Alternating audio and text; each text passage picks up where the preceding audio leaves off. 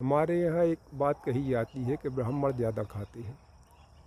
निमंत्रण करते हैं तो ब्राह्मण ज़्यादा खाते हैं। इसके पीछे भी एक वजह है। ब्राह्मण व्रती होता था, वो तो 2 ही बार भोजन करता था और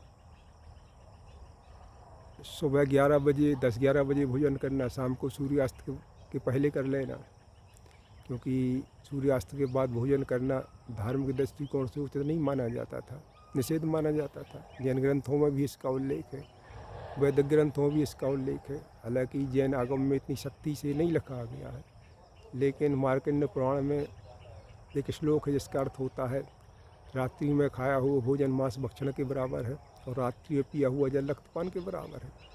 क्योंकि सूर्यास्त के बाद वातावरण में बहुत से सूक्ष्म जीवों की उत्पत्ति हो जाती है और वो हमारे भोजन में शामिल हो जाते हैं। स्वाभाविक वो तो हो ही जाएगी। और रात्रि का भोजन ठीक से पचता नहीं है, ये तो विज्ञान ने मान लिया, तो वो प्रमाद उत्पन्न करता है। ये ब्राह्मण के लिए बिल्कुल उचित नहीं था।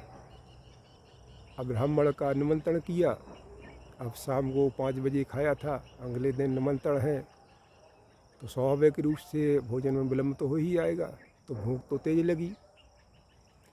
ऊपर से एक और नियम था कि ब्राह्मण जो है, ज़्यादातर ब्राह्मण का निमंत्रण 13वीं में या श्राद्ध में होता है, तो श्राद्ध में और 13वीं में जो वो ब्राह्मण भोजन करेगा वो दोबारा नहीं खाएगा, फिर उसे शाम के भोजन का निषेध रहता है।